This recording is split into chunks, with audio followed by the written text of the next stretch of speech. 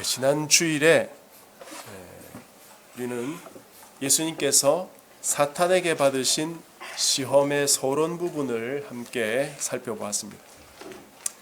예수님께서 성령님께 이끌려서 40일 동안 금식하면서 시험을 받으셨는데 과연 이런 시험이 예수님께 필요했을까 하는 점을 살펴보았죠.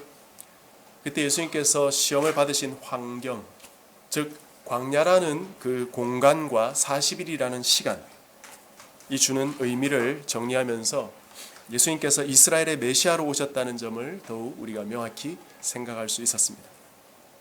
하나님의 백성들에게 하나님이 복을 주시고 그 길을 인도해 주셨지만 그것에 실패하고 하나님을 반역하고 불순종한 이들에게 하나님은 광야에서 야단을 치기도 하시고 벌을 내리시기도 하시고 때로는 그들을 단련하기도 하셨습니다.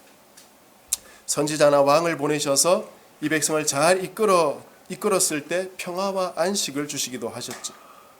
이런 야단을 받고 벌을 받는 또는 단련과 평화의 시간들이 바로 40일 또는 40년의 시간이었다는 것을 우리가 살펴보았습니다.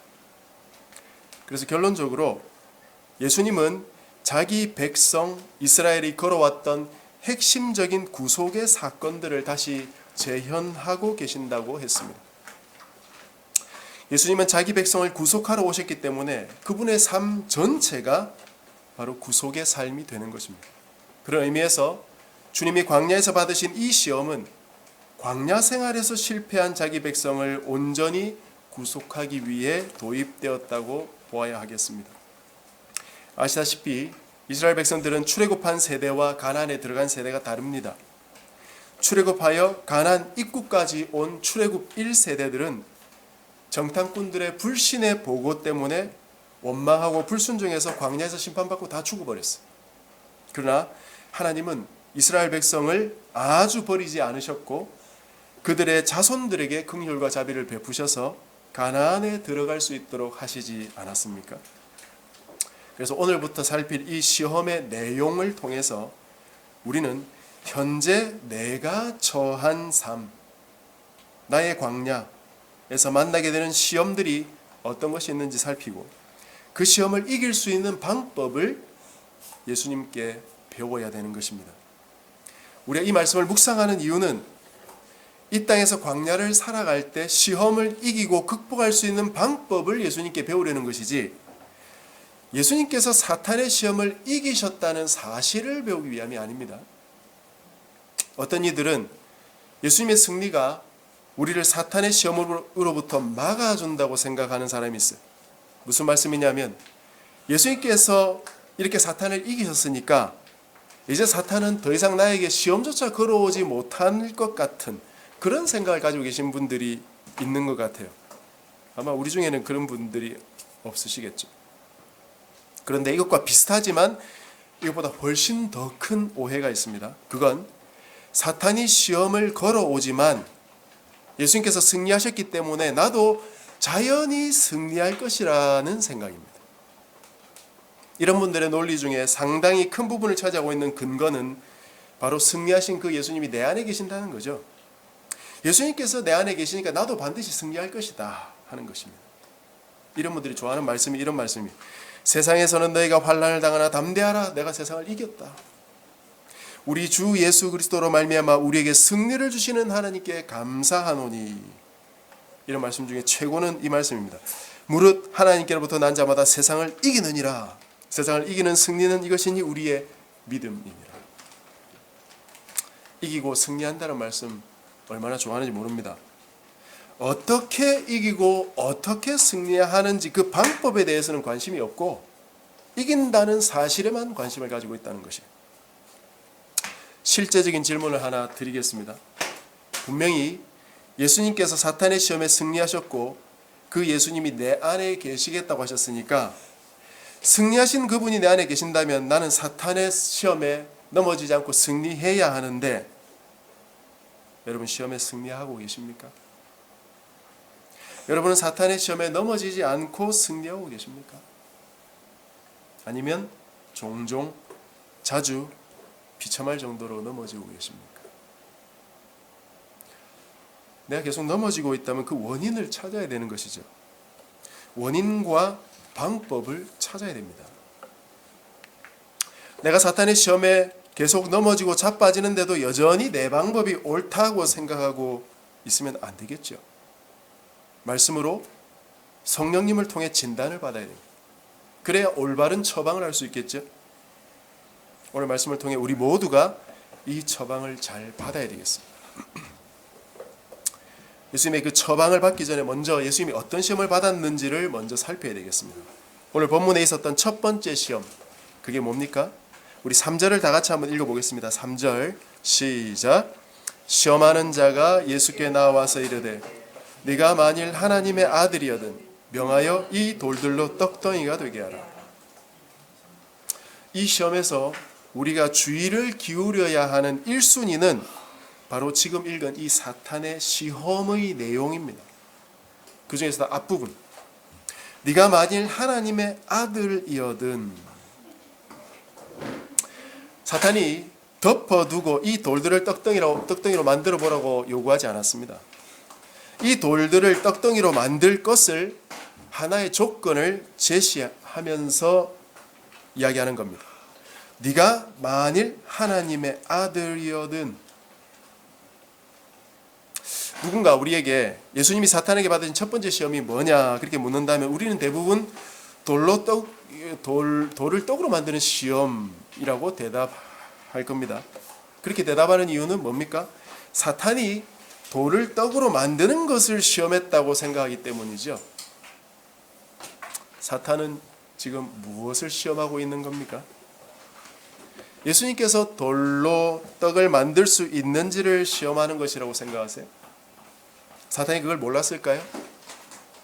아니면 사탄이 다 알지만 혹시나 해서 한번 시험해 보는 걸까요? 예수님께서 돌로 떡을 만들 수 있다는 사실을 사탄이 몰랐을 리가 없죠. 그리고 그걸 아는데 혹시나 해서 비효율적인 이런 시험을 하는 사탄은 아닙니다. 따라서 돌로 떡을 만드는 것은 이 시험의 본질이 아니에요. 예수님이 돌로 떡을 만들 수 있는지를 시험하는 게 아니라면 이분이 하나님의 아들인 것을 몰라서 알아보려고 시험하는 걸까요?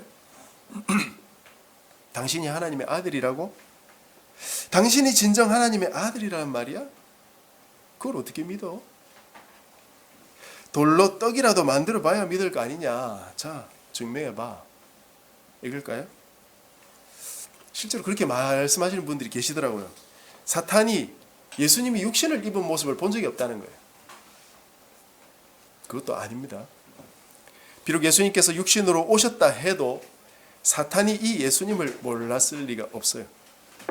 앞에서 우리가 살펴보았지만 예수님께서 이 땅에 오실 때부터 하늘과 땅에서 난리가 나지 않았습니까? 헤롯을 위시한 예루살렘 성 전체가 난리가 났고 하늘에서는 천군 천사들이 찬양 페스티벌을 벌였습니다. 천군 천사들뿐만 아니라 당시에 성전에서 메시아를 기다리던 거룩한 하나님의 종들이 대놓고 이 아기가 하나님의 아들이라고 선포하고 찬양하지 않았습니까? 사람도 아는데 사탄이 모른다고요? 만일 이걸 사탄이 놓쳐서 이 사람이 예수님인 줄 몰라서 이런 시험을 했다면 이 사탄은 사탄 자격이 없어요. 그런 멍청한 사탄은 없습니다. 어리석은 인간들도 다 알고 있는데 사탄이 그걸 모를 리가 없어요. 그럼 사탄은 뭘 시험하는 것입니까? 돌을 떡으로 만들라는 게 아니라 바로 그 앞에 있는 말씀, 네가 만일 하나님의 아들이거든 이것을 해보라. 우리가 성경 읽을 때 유의해야 되는 부분은 예수님이 어떤 분이신가 하는 것이에요. 예수님은 하나님이자 동시에 우리와 동일한 인간이죠. 예수님께서 하나님이라는 사실은 우리가 쉽게 믿고 잘 적용합니다. 그렇게 적용하지 말아야 될 곳까지 그렇게 적용하거든요. 예를 들어서 예수님께서 배에서 깊이 주무셨다는 내용을 보면 예수님이 육체를 가지고 계셔서 피곤하실 것이라는 생각보다는 예수님이 분명히 하나님의 아들인데 어떻게 이런 피곤을 이겨내지 못하셨을까? 예수님이라면 피곤도 이겨내야 되는 거 아니냐? 그런 생각을 우리가 한다고요. 40일 금식 정도는 예수님이라면 쉽게 이겨낼 수 있어야 되는 거 아니냐? 그런 경향이 우리에게 있습니다. 그렇지 않아요. 예수님은 우리와 동일한 인간이세요. 우리와 동일한 육체를 가지고 계신다고.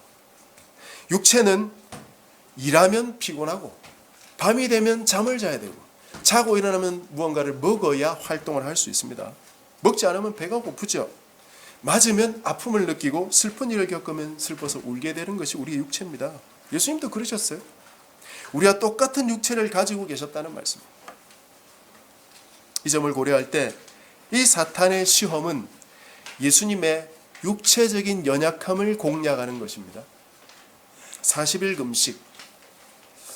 여러분은 며칠 동안 굶어 보셨습니까?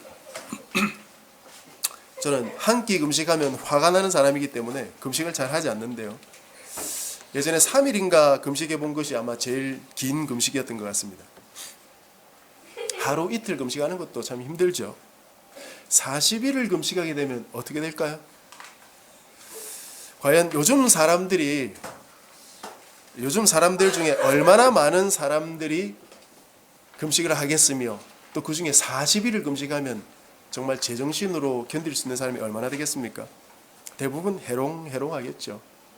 그렇게 정신없고 배고플 때, 인간으로서 육체의 한계가 왔을 때 그 육체의 한계를 노리면서 사탄이 시험하는 것이에요. 네가 하나님의 아들이야? 네가 정말 하나님의 아들이 맞다고 생각하냐? 하나님의 아들이 이렇게 핍절한 공급이 다 끊긴 그런 상황을 겪을 수 있다고 생각하냐?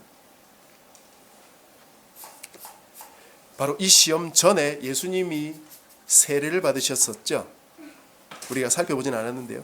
우리가 읽은 이 4장 바로 앞장 3장의 마지막 부분 17절을 보시면 예수님께서 세례를 받으시자 하늘에서 이런 소리가 났습니다. 이는 내 사랑하는 아들이요 내 기뻐하는 자라. 하나님께서 예수님이 세례 받으실 때 하늘 문을 여시고 이렇게 말씀하셨다고. 너는 내 사랑하는 아들이요 내 기뻐하는 자다. 그리고 나서 바로 성령님을 통해 예수님을 광야로 내몰아서 40일 동안 굶게 하셨다고요. 이스라엘 백성들이 광야에 있을 때는 만나라도 내렸죠. 지금은 만나도 없어요. 40일을 그냥 굶으신 것입니다. 물론 이 금식은 예수님이 동의하신 금식이죠. 그래도 예수님이 40일 금식하겠다고 하신다면 하나님께서 아들아 40일 야, 너무 길다. 그냥 40시간만 해라. 아니면 그냥 4일 정도 해라. 그렇게 하는 게 아버지 아닐까요? 40일 금식한다니까 그래 잘했다. 바로 그거다. 그렇게 해야 된다.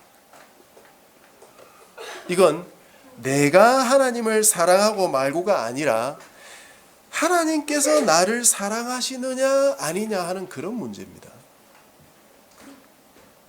이 하나님께서 예수님을 사랑하시는 게 맞을까요? 이 하나님께서 예수님을 기뻐하신다고 확신할 수 있습니까? 말은 그렇게 해놓고 광야에서 40일간 금식시키신다면 그 말씀을 하신 아버지를 믿을 수 있어요? 자녀를 키운 경험이 있는 부모님들 다 아실 겁니다. 내 자녀가 한 끼 굶으면 얼마나 신경이 많이 쓰입니까? 시험 친다고 만약 한 끼 굶는다. 그럼 시험 끝나고 나서 몸에 좋은 보양식 다 해서 먹이는 게 우리 부모님들 아니에요? 시험 친다고 하루 이틀 밤샘 했다 그러면 그냥 끝나자마자 그냥 푹 쉬어라 하면서 좋은 것 해다 먹이는 것이 우리 부모 마음 아닙니까? 사탄이 노린 것이 바로 이것이에요. 예수님의 정체성을 흔드는 겁니다. 네가 세상의 구세주라고? 네가 세상을 구원하겠다고? 네가 하나님의 아들이라고? 네가 엄청난 사명을 가지고 이 땅에 왔다고? 이래도 그리고 예수님과 하나님의 그 관계를 흔드는 것이에요. 봐라. 너의 이 육체적 필요 하나 채우지 않는 하나님이신데 그 하나님이 너를 사랑하고 계신다고? 그 하나님이 너를 기뻐하신다고? 정말일까? 그 하나님이 너와 지금 함께 하실까? 내가 정말 간절할 때 하나님께서 나를 도와주시고 위로해 주시고 붙잡아 주시지 않는다면 그 하나님을 여러분은 믿을 수 있습니까? 내 인생의 조그만 문제 하나 해결해 주시지 않는데 큰 문제를 맡길 수 있습니까? 빵 하나 달라고 하는데도 주지 않으면 밥 한 끼 사달라는 소리 어떻게 합니까? 평소 나에게 잘해주고 나를 아껴주고 이해해주는 사람에게 어려운 문제도 말할 수 있고 내 마음도 열 수 있지 않습니까? 그런데 놀라운 사실은 예수님은 이런 아무런 반응이 없으신 아버지를 전혀 원망하고 있지 않다는 것이에요. 하나님께서 말 한마디 안 하시고 빵 한 조각 내려주시지 않는데도 예수님은 아무런 원망을 하지 않으십니다.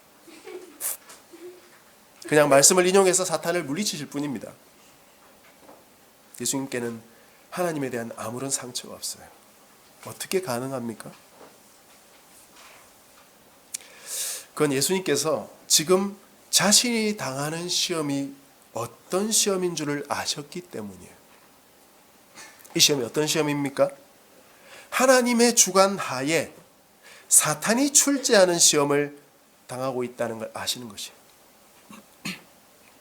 이 시험이 비록 사탄이 출제하기는 해도 하나님이 주관하고 계신다는 사실을 예수님은 잘 알고 계세요. 그리고 이 시험이 예수님의 체력을 테스트하는 시험이 아니라는 것도 잘 알고 계시죠?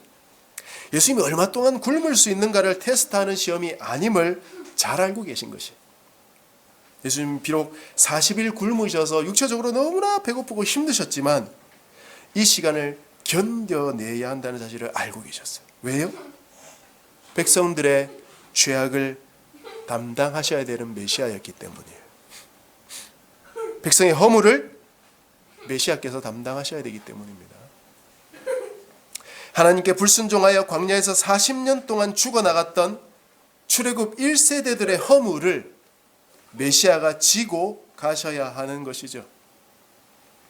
십자가만 구속의 도구가 아닙니다. 예수님 생애 전체가 자기 백성을 짊어지고 살아가시는 구속의 생애입니다. 그래서 불평하지 않으셨고 이 시험을 묵묵히 감당하고 계시는 것이에요. 이제 주님의 답변을 한번 살펴보십시다. 4절을 우리 다 같이 한번 더 합독하겠습니다. 4절 시작. 예수께서 대답하여 이르시되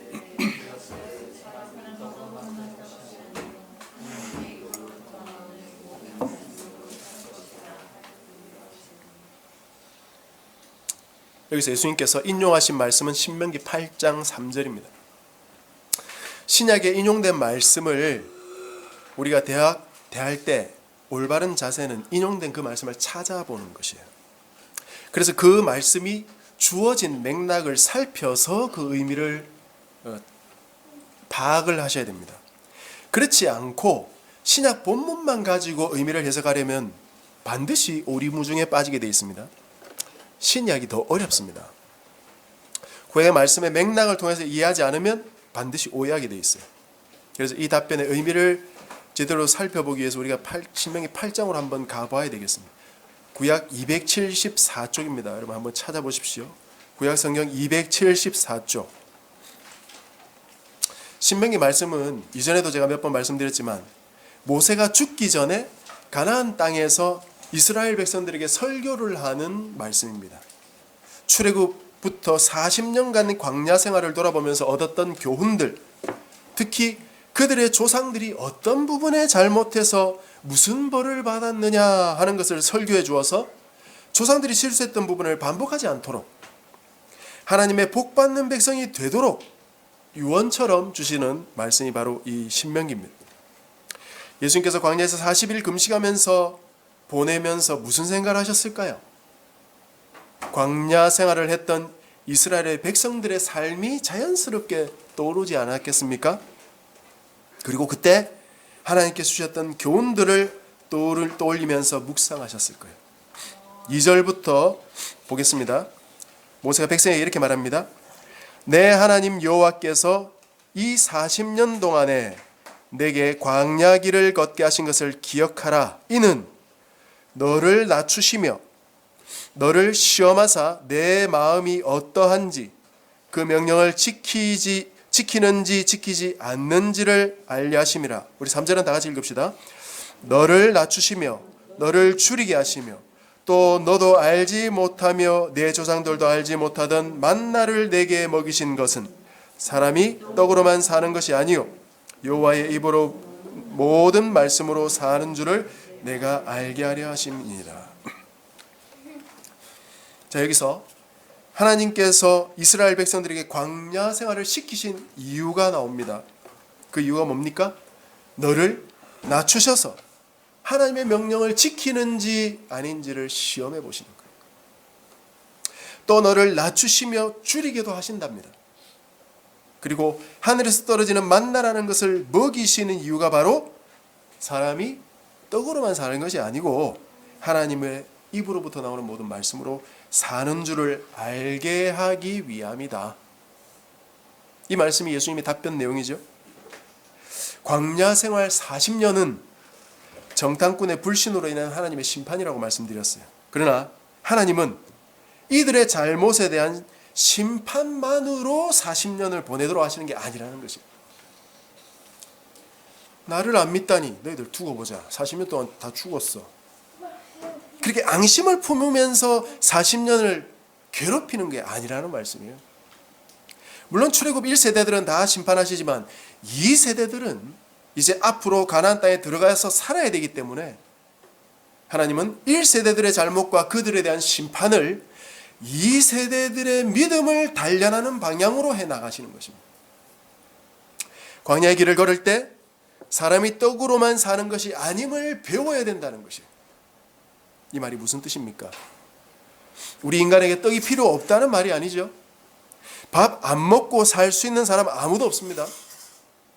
예수님도 40일 동안 금식을 하신 것이지 그 뒤에는 보식도 하시고 건강관리를 하셨을 게 분명합니다. 굶으며 사는 것이 하나님의 뜻이라는 말이 아니에요. 그러나 때로는 하나님께서 굶기신다. 때로 하나님께서 줄이게도 하신다. 때로 만나 같은 거 먹여서 정말 먹기 싫지만 그런 것도 먹이게 하신다. 만나라는 것이 처음에 하늘에서 떨어질 때 얼마나 신기했어요. 그러니까 야 이게 신기하다 하면서 그거 가지고 떡도 만들어 먹고 이렇게 맛있게 먹었지만 그것을 계속 먹다 보니까 나중에 백성들이 더 이상 만나 먹기 싫다고 실정냈거든요. 하나님께서 기적처럼 하늘에서 내려주시는 그 역사도 해주시지만 때로는 그것조차 새롭지 않은 순간이 옵니다. 그때 어떻게 해야 된다고요? 사람은 여호와의 입으로부터 나오는 모든 말씀으로 사는 줄 알아야 된다. 이 말씀을 믿으십니까? 요즘 사람들은 무엇이 필요하다고 생각합니까? 요즘 TV만 틀었다면 먹방 많이 나오죠. 오늘 기사를 봤더니 우리나라에 이렇게 먹방이 많아진 이유가 사람들의 스트레스 때문에 그렇다더라고요. 삶에서 스트레스가 너무 많으니까 이 먹방 보면서 대리만족을 얻는다는 것이. 예전에 알쓸신잡에 나왔던 황교익이라는 분이 그런 이야기를 하더라고요. 자기는 어느 도시를 가면 맛집을 찾아다닌대요. 강릉에 가면 무슨 집 가야 되고 주문진에 가면 또 어디 가야 되고 통영에 가면 어느 집을 가야 된다는 것이 머리에 쫙 정리가 되어 있답니다. 맛있는 음식을 먹는 즐거움이 있죠. 그런데 맛있는 음식만으로는 사람이 살 수 없습니다. 인간이니까 먹어야 살 수 있지만 잘 먹는다고 모든 문제 해결되는 것이 아닙니다. 그럼 뭐가 필요합니까? 요즘 우리나라 학생들에게 너 뭐가 필요하냐? 너 뭐 없이는 못 살겠냐? 그렇게 물어본다면 어떤 대답이 나올까요? 아마 첫 번째는 스마트폰, 두 번째는 뭐 유행하는 옷이나 신발, 세 번째는 성적, 네 번째는 뭐 BTS 같은 뭐 그런 음악, 뭐 그런 것 중에 하나 나오지 않겠나 싶습니다. 어른들은 뭘까요? 크게 두 가지 중에 하나겠죠. 돈 아니면 사랑. 돈 없는 사람은 돈 문제가 어느 정도 해결된 사람은 뭐 사랑이나 육체적인 쾌락. 기독교인들에게 물으면 다를까요? 여러분에게 누군가 묻는다면 여러분은 뭐라고 답하시겠습니까?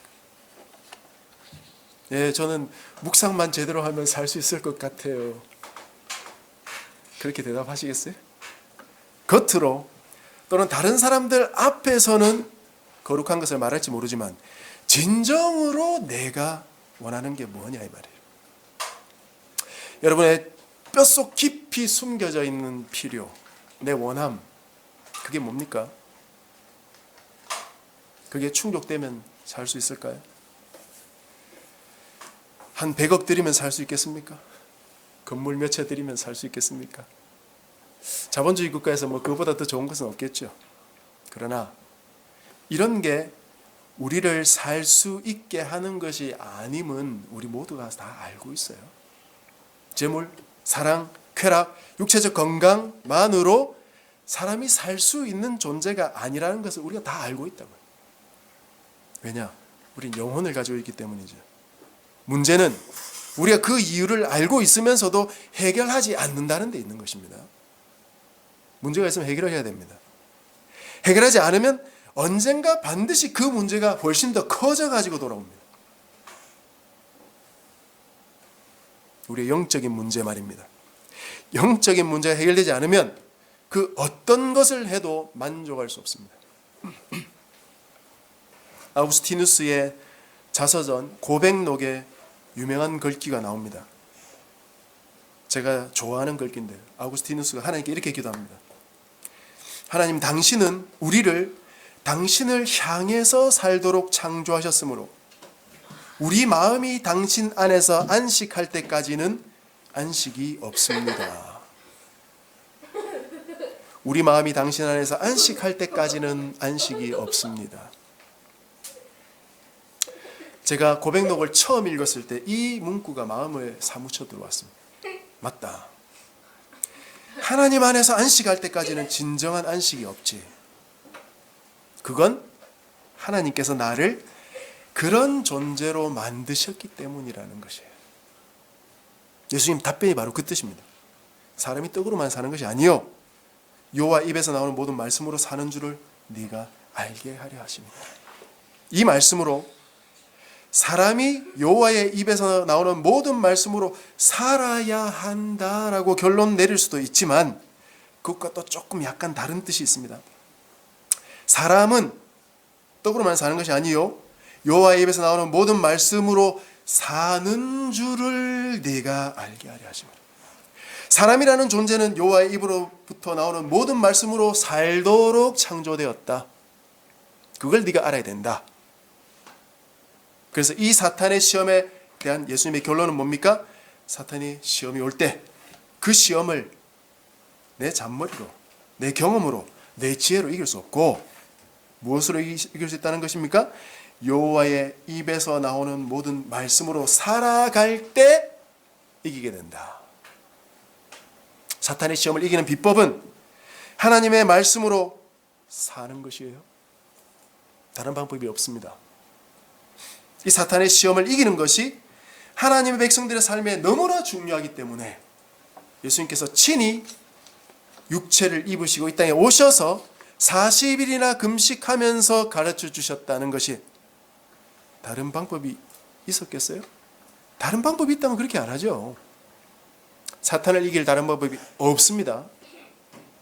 말씀을 묵상하고 말씀에 순종하고 말씀대로 사는 길 외에는 없습니다. 말씀을 정리합시다. 우리는 하나님의 모든 말씀으로 살아야 됩니다. 그 이유는 우리가 그런 존재로 지어졌기 때문에, 이것이 우리의 존재 목적입니다. 여기 있는 이 조그만 마이크가 소리를 흡입하는 장치로 만들어진 거 아닙니까? 이 마이크를 우리 아이들이 뭐 장난감으로 쓸 수도 있겠지만 만약 이 마이크가 영혼이 있다면 자기를 그렇게 장난감으로 가지고 노는 것에 그렇게 썩 기쁨을 느끼지 못할 거예요. 그러나 만약 이렇게 소리를 녹음하는 일에 자기가 사용되고 있다는 걸 알게 된다면 이 마이크가 아주 큰 만족과 기쁨을 느끼지 않겠어요? 만족감과 기쁨과 평안은 바로 그 존재가 만들어진 목적에 합당하게 사용될 때 주어지는 최고의 선물이에요. 여러분의 삶에 만족감과 기쁨과 평안이 있습니까? 안식이 있습니까? 만약 없다면 왜 그렇습니까? 혹시 우리는 창조 목적과 다르게 살고 있지는 않느냐 하는 것이죠. 우리는 하나님의 말씀으로 살도록 창조되었습니다. 하나님의 말씀대로 살지 않으면 사는 게 아니도록 설계되어 있는 것이에요. 그래서 힘든 겁니다. 그래서 하나님께서 우리에게 광야를 허락하시는 것이에요. 때로 굶기기도 하시고 줄이기도 하시고 때로 자존심까지 버려야 하는 낮은 곳까지 내려가기도 하시면서 거기서 하나님과 함께 살아가는 것이 최고라는 것을 깨닫게 만드시는 것이에요. 내 삶의 목적과 방향과 그 과정 모두가 하나님의 말씀으로 점철되게 하십시오. 말씀을 묵상하십시오. 말씀을 묵상하는 것이 곧 사는 길입니다. 그래서 말씀으로 사는 것이구나 하는 사실을 깨닫고 누리는 저와 여러분 되시기를 주님의 이름으로 간절히 축복합니다.